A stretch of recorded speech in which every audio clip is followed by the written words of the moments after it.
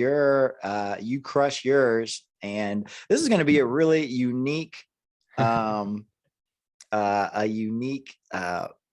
manager's interview today, because you've come into the business pretty uniquely. The way you run it is unique.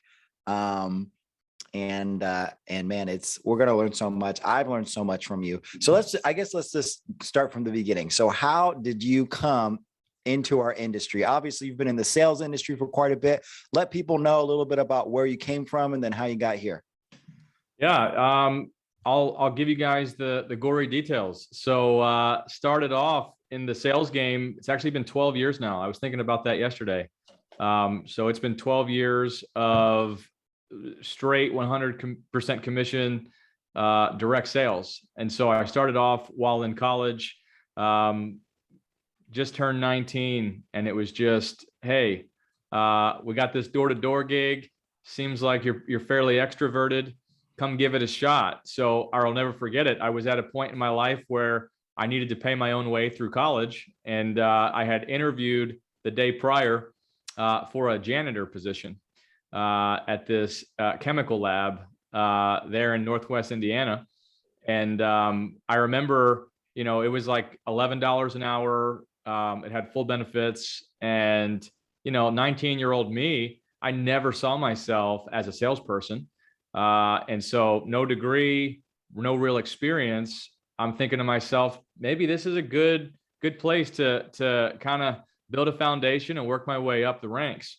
The very next day after I got that job offer for an $11 an hour position, which at the time seemed like it was a lot better than the minimum wage.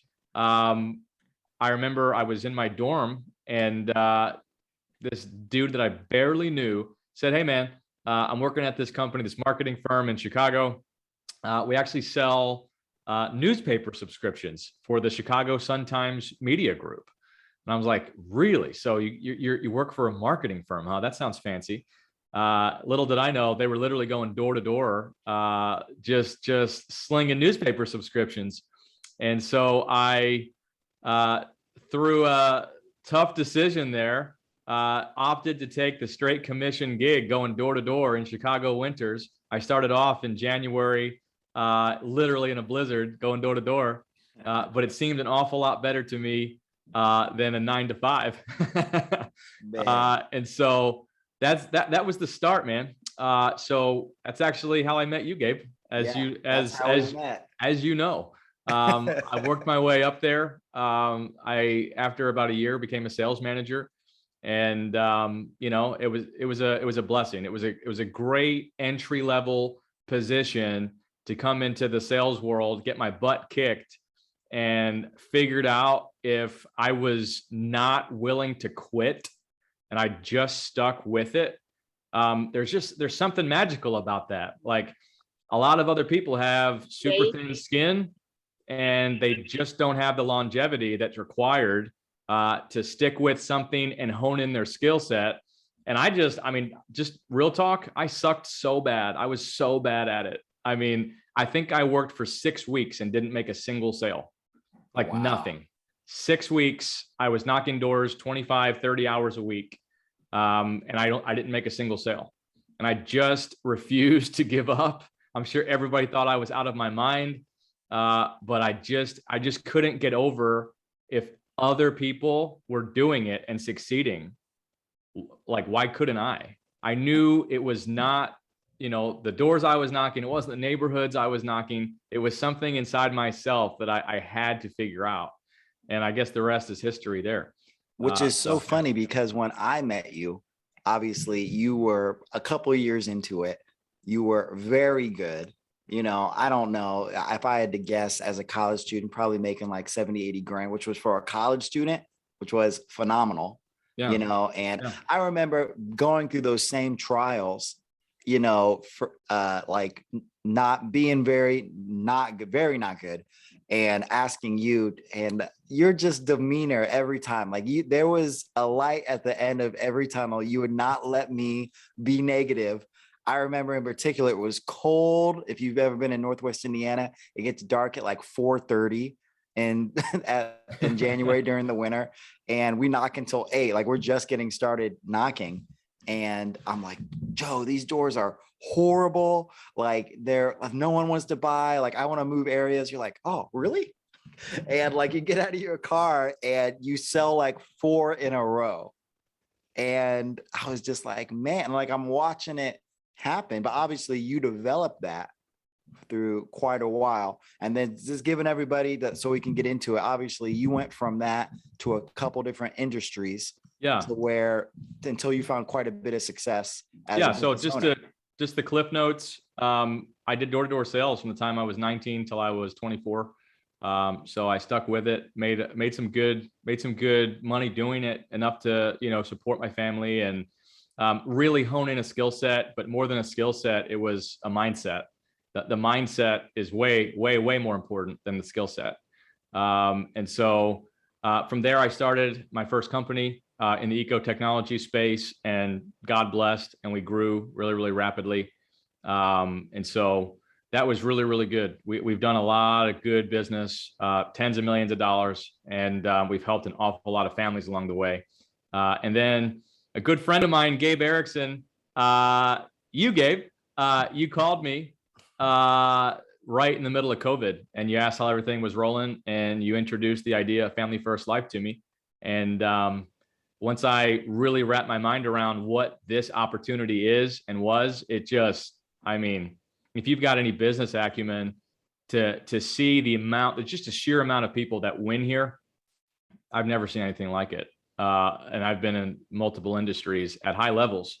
And this, I believe right now, in 2020, 2021 is the best opportunity, period, out there for anyone that's in direct sales. So it made too much sense. So here I am. And just so people kind of understand, and obviously, Joe, I'm not going to throw all your business out there. You're a humble guy, but just so people understand, Joe does not operate a mom and pop shop in the eco-technology space. Probably does a couple $1 million of business a month, in that space, and is very successful. And came over here, and that's kind of what we're going to get into here. Did not come in as a producer, but saw the opportunity on the business aspect. And it appealed to you in a unique way. I think a lot of people who look at the insurance industry and they look at the business aspect, they're thinking, okay, like I can bring these agents in here, I can make this kind of spread. But what appealed to you was what this could potentially be for the agents, the success that the agents could have. And now you brought in some friends and family who are having quite a bit of success, as well as cold market and stuff like that. And then the big picture business aspect of a potential partnership with integrity. So kind of just let people know, what about this industry, before we get into the details, really appealed to you? Yeah, just, across most industries, and it's funny to me when I hear people talk about the life insurance industry as like, some people say, well, why is it different than an MLM? And I always laugh when people say something like that, because if you have actually worked in management or owned any business, every business is a pyramid. Like all of them, like everyone out there. There's an owner, there's upper management, there's middle management, and then there's, entry-level positions. They're all structured that way. In every other industry that I've ever been a part of, the people at the top make a ton of money. People upper management make less money. People in middle management make less money. People at the bottom make little money. And that's just the way it's always been. And it's been that way for centuries in every business that I've ever seen. When I saw what Family First Life was doing, and I've heard other people say it this way, it was almost like the idea was to flip the pyramid around completely. And the idea was, no, this is not a MLM. In fact, this is a network of what we call IBOs, independent business owners, that make the large majority of revenue and profit from the hard work that they're putting in. So the idea that Family First Life takes a tiny, minute scrape of commission for facilitating the relationship with the carriers and the lead vendors and all of that good stuff. The agency owners like myself, like you, Gabe, like Ivan, we keep next to nothing. We keep a tiny scrape just for, putting together the training, the recruiting, the mentorship factor. And then the agent keeps everything else. What that meant to me was that people that I loved and cared about that probably weren't willing to sacrifice 2 to 3 years to start another kind of business where, most businesses aren't profitable until year 2, year 3, or year 4, year 5. So most people, the average person, I'll say, isn't willing to put in 2, 3, 4 years of grind to get that payoff. But they were skilled, talented people that wanted to work hard. Anybody that's willing to work hard and is teachable and coachable could come into Family First Life and make deep 6 figures in their first year. I've not seen that anywhere else. So for me, that was it, plain and simple. Like you mentioned, Gabe, and I'm not saying this to sound like anything other than the God's honest truth. I didn't need the money for me to come in. It wasn't about, oh my goodness, I can make $250,000 a year here. It was, oh my goodness, I probably know 50 people that are not making great money. They don't have the same opportunity that I have had. This opportunity could jumpstart them and they could skip levels. Like when you think about skipping levels, that's exciting, right? So like you get that. So I'll stop talking so you can get a word in edgewise. But that to me was what excited me. And now I go down the list. I've got my dad, my mother-in-law, my sister, my uncle. It's about them, and they're all winning at massive levels, like making multiples of what they've made at any other point in their life doing anything else. Yeah. And I want to get right in on that. Yeah. Like it's easy for me to let you talk, dude, because I'm loving everything that you're saying. And because I see it, like, so obviously, and a lot of people on this call and people who see this are going to know people. They're going to know Karen Bain. They're going to know Joanne Basso. They're going to know your dad, Joe Basso Sr. And I mean, for your sister, who gave 7 years of her life to corporate America, to one, I'm not going to name any names, but one company in particular who paid her worse and worse every year for more and more work because of a restructuring of how they paid their sales force, to come in and in her first 2 months, write $90,000 of business. It's crazy. Like, it's absolutely crazy. I can't imagine how that felt for you as her brother to introduce this to her. I can't even explain the feeling. I can't even explain it. I've watched people close to me. Some of you guys would know this. I come from a family that's heavily involved in ministry work. And most ministry positions don't pay very well. And so even myself, I was a full-time youth pastor for several years, making, $20,000 a year. And you can't raise a family. You can't live off of that. Doesn't mean you're not going to do it. I still work in youth ministry today. But now I don't have to worry about taking a dime from any ministry for the rest of my life. Right. So to see people that I love and care about that have quite literally given their life to ministry and have never put a second of thought into retirement or a new car or the house that they've always dreamed of, to see people like that have been so selfless their entire lives to now get to still be selfless, help families for a living, help other agents for a living, still work in their ministries, now get to cash flow their ministries and get some of the things that they've dreamed of. I don't know. There's a Bible verse that says, but seek ye first the kingdom of God and all his righteousness, and all these things shall be added unto you. Like, man, oh man, how cool is that? All these things are now being added to those people's lives. So to me, I don't know. That's the greatest feeling in the world, to even be a tiny, 1% part of that. Yeah. And what a gift too, dude. Like, just thinking about your personal experience, stuff you share with me. Obviously, we're really good friends. I know a lot of your family, and I've been out to dinner with both sides of the family. And I love all you guys, but just thinking about your dad, who you saw, your entire life growing up, out in Philadelphia, pastoring a church, working two jobs, being a full-time pastor and needing to do another job, Yeah. providing for you and your family, but it was hard. And, even now in his senior years, making, $500 a week, pastoring a small church now in South Jersey, Yeah. who came in here. And I think his first big week wrote 10,000 in Yeah. premium, what he would make in 5 months. Exactly right. Yeah. He now issue pays every month what it would take him 8 or 9 months to make in ministry, which is just, it's pretty crazy. Which is crazy. And obviously, like you said, these people living very sacrificially, him, your mother-in-law, who are still living that way, but now look at this as an opportunity to provide for their retirement, something they really never took into account before and maybe like had thought about. And now they're on a really solid path to taking care of their loved ones. There's one more thing I'll add, Gabe. And to me, this is a premium or a bonus, if you will, about this whole deal.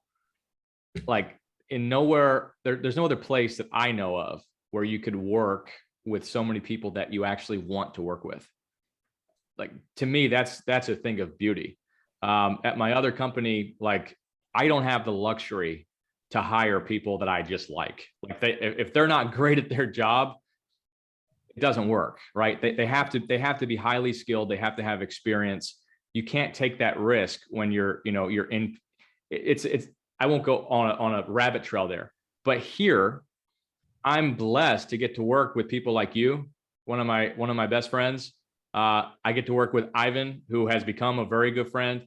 I get to work with my dad, my sister. I get to work with, I can start listing off literally 30, 40 names right now of people that have been in my warm market that are now in this business. And it looks different for all of them. Some of them are part-time and they'll sell a few policies a month and make an extra couple $1,000s a month.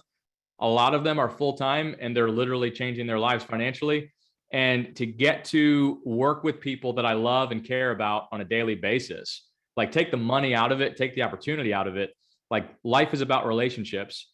And to get to literally work with people that you enjoy working with, that's a pretty cool thing too. Yeah, 100%. So obviously you live, from your family, very heavy ministry. The reason you went to a ministry college, and now are still involved, you live a very value-driven life.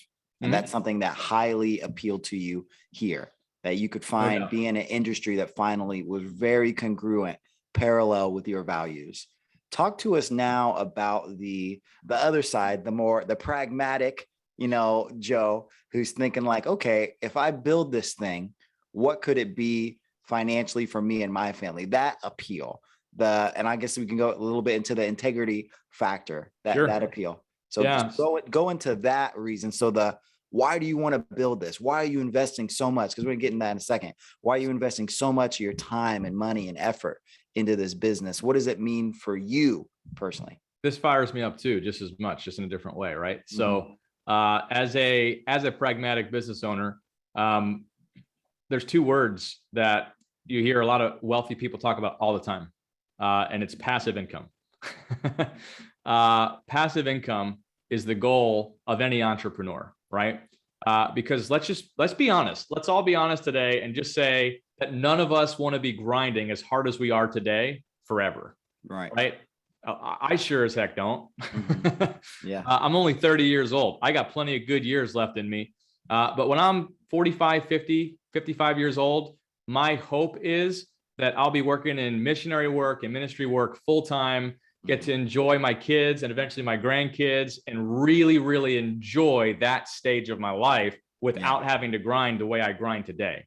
So when I kind of figured out that this business rewards those that can be selfless today, like if I could be selfless today and just pour everything I have into people around me, the reward, like you talk about the pot of gold at the end of the rainbow, like, oh my goodness, it's insanity.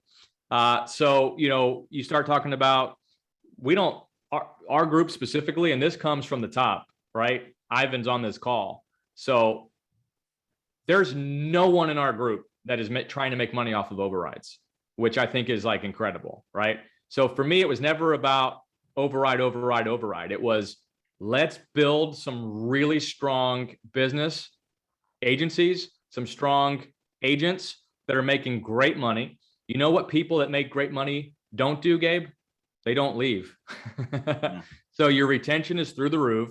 You've got people that want to stay and build a business within the framework of our business, which is incredible. So now they're investing more time and money. And all of that creates an ecosystem of cash flow, of volume.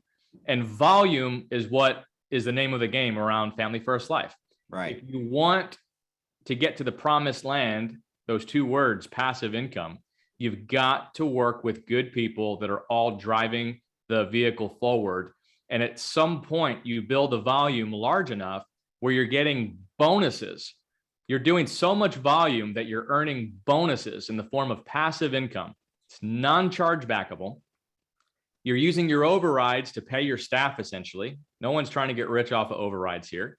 But your bonus, all right, let me be real honest the way I look at this. And Ivan might look at it differently, Gabe, you might look at it differently. But the way I look at it, overrides come from agents.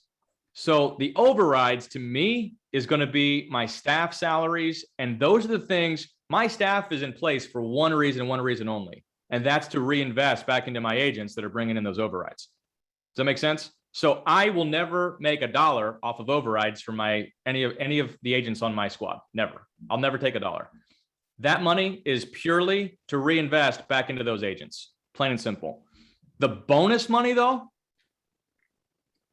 that comes from the carriers. I'll take that all day long. Right? That's like Robin Hood action. I'm very, very happy to take money from multi-billion-dollar companies. That doesn't make me feel too bad at all. Right. And then the agents, we'll just pour more of that back into them and back into their businesses. Yeah. So you talk about long-term, this whole integrity factor, the bonus money comes from integrity. So at some point when you grow large enough, integrity is going to look at it and say, holy smokes, this Joe Basso guy, we're paying him $100,000 a month in bonuses, like in perpetuity.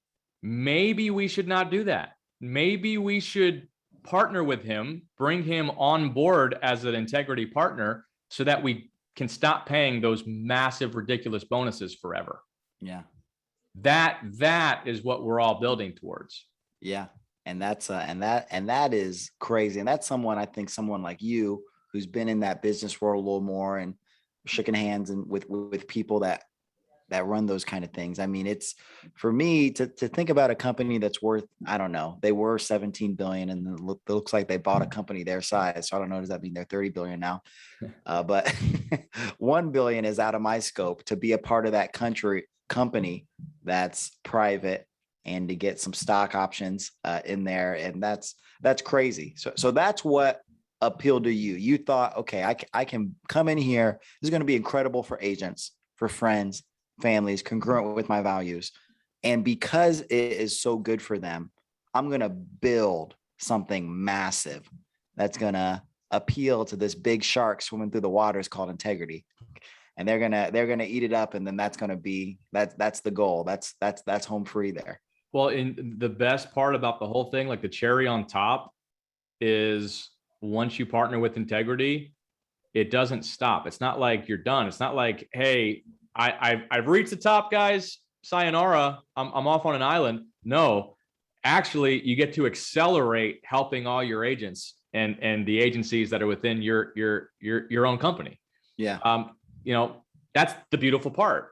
You then have actually more resources and more support to then continue to help the people that are working with you, and you get to help them to level up that much faster. So, I mean, it's just in any way you look at it, as long as you're willing to stick with it, there's going to be a ton of hurdles. I've had a bunch. Any amount of business experience or acumen, when you're coming into a new industry, there's going to be an awful lot of brick walls you're going to hit. You got to figure out how to get around those walls, get over those walls. But the people that win are the ones that are willing to stick with it when things get a little bit tough, work through the problems, and we stick around. Good opportunities come to those that wait. So I don't know. That's the beautiful part about this business. The cream rises to the top. So I would say that for everybody on this call. This is a manager's call. Stick with it.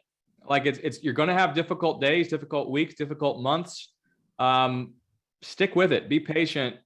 We say this to producers all the time. Consistent activity brings consistent results. The same is true when you're building a business. Yeah. Put in that consistent activity every single day, and you're not going to see the results every day. Like if you could, then everybody in the world would be here doing this. Yeah. But what kind of keeps some people away is they want microwave results. Right. Sometimes it's crockpot results, but if you stick with it, you're going to win.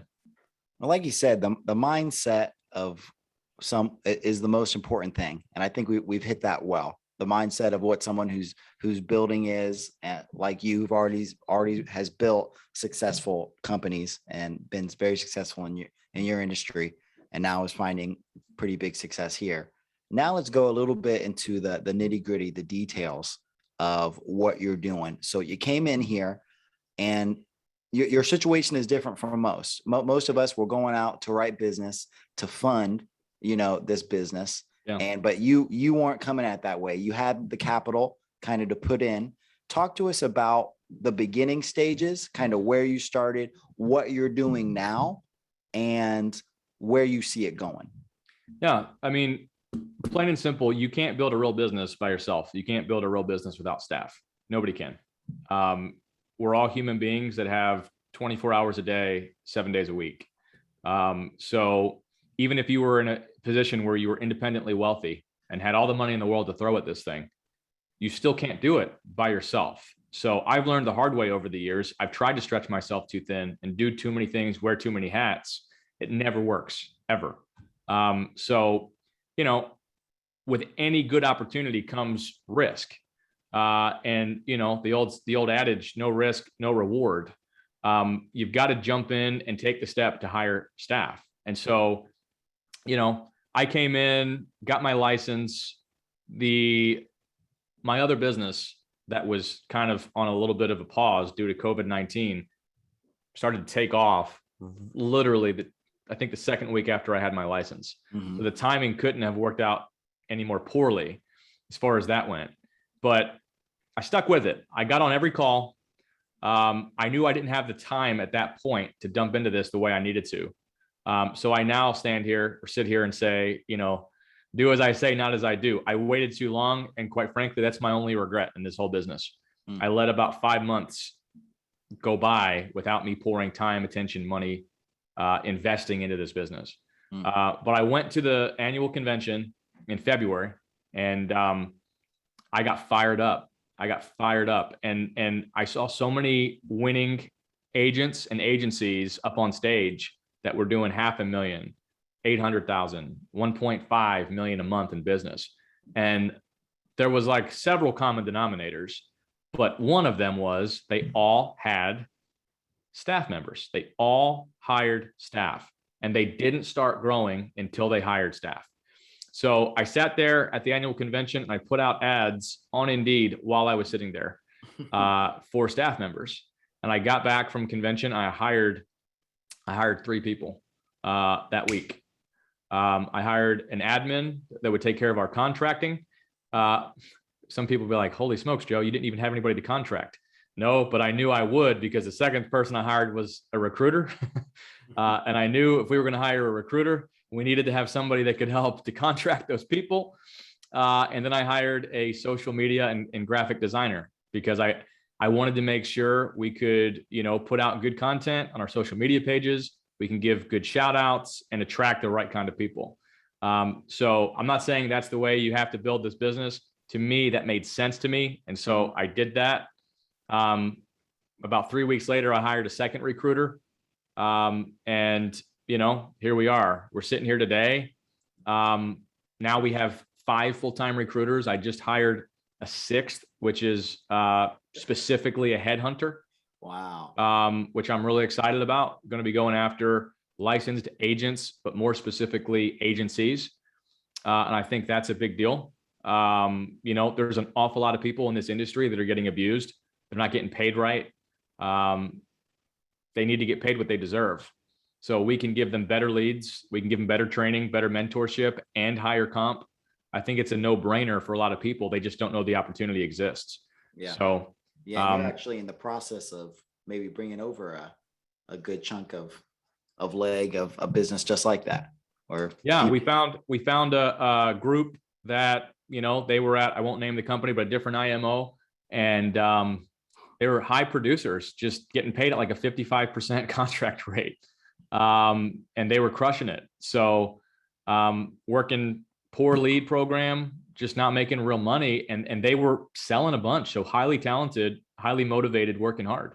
So there's a lot of those groups out there. There's no shortage of people out there that are grinding, just not getting treated right. So we just need to get in front of them and share the opportunity. Right. 100%. So pretty much got started in February of this year, specifically as a builder. You didn't go out to, you know, be a top producer yourself. You know, time for that, but you had the capital to invest and the time to invest in recruiting some good people. What did you do last month as an agency? What did Quality Life Solutions do? Last month we issued right about 300,000. So, you know, we talk about walls. We hit a wall a little bit. We lost a few agents for various reasons, and we hit right around 300. I think we're on pace this month to do quite a bit more than that. Which I'm excited about. So yeah. I love hearing you say that you hit a wall, because I'm over here watching your numbers and I'm seeing like, okay, every month you go up. Like we go up every month, and here you are 7 months into this thing and you got a business doing 300,000 a month. And obviously not poking at you, but just seeing like, it's just you, it's the way that you just crush it. And whenever things are just like at normal, you're like, but no, you're doing good, man. What are you on pace for this month? I think, you know, there's several things that we'll see how they play out. I think August will probably end. I'm guessing we'll end around 350. But I really think that September is going to be a big month for us. I have a funny feeling we're gonna explode in September. So we'll see. I have a feeling too. Yeah, that's pretty cool, man. Well, dude, you're a huge inspiration to me, bro. I love seeing what you do with people, with your agents. We're always learning from you. I want to be respectful of your time. I know you got a lot going on here. You've given us so much as far as mindset, the practical side of what you're doing. Obviously, there's a ton of people going to see this, people who are building the agency, I would say the normal way, you know, just like me, you know, who are going out and, you know, selling, throwing it back into the business. But there's going to be people that are coming in just like you, who are, you know, have it to invest and already have a lot of experience. And me, I feel like I'm learning everything from you. That's why you're such a big inspiration to me, is because I call you with like, Joe, I've never had employees before. How do you deal with this problem?